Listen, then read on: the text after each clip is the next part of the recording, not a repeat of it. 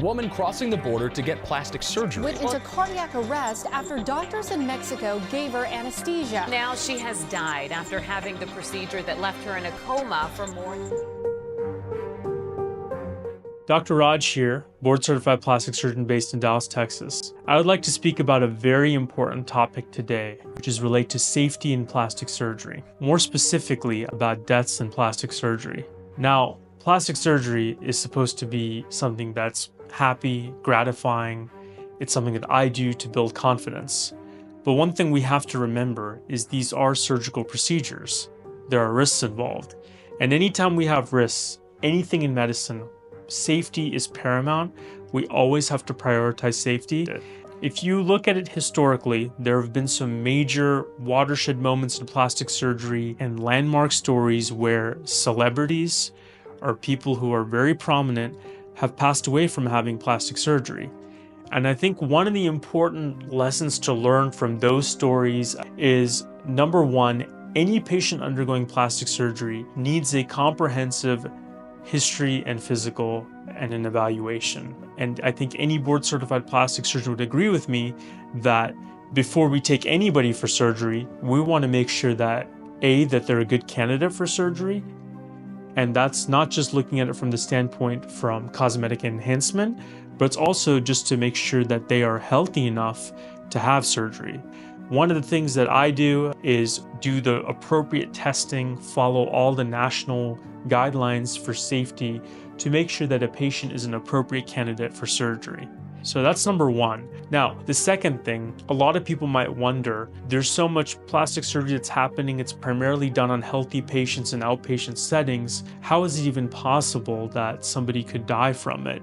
Well, one of the things, the most common reason is what's called DVT, deep venous thrombosis, or even worse, pulmonary embolus, which is called PE. So about 1 in 13,000 patients who have a tummy tuck can have a very morbid complication, such as a mortality or death, and 1 in 50,000 for liposuction.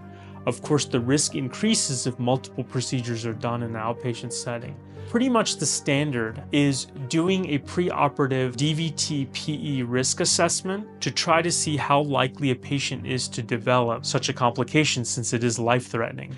So the second thing is deaths associated with fat transfer, such as BBLs or gluteal enhancement. The problem here is a little bit different than DVTs, PEs. Here, the fat that's injected can end up in a vein and travel to the heart or the lungs and cause a life-threatening complication or sudden death. We also have safety guidelines on how to prevent these types of complications, such as the use of ultrasound, to minimize the risk. Keep in mind, there's always a risk of these things happening, but we try to minimize that by following the safest standards within our field.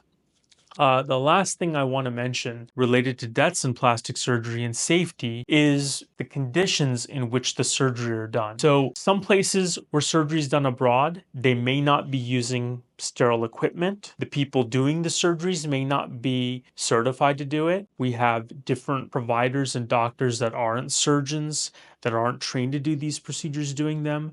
They may not be doing it in accredited facilities or hospitals. There have been reports and stories of people doing it after hours in a clinic, hotel room.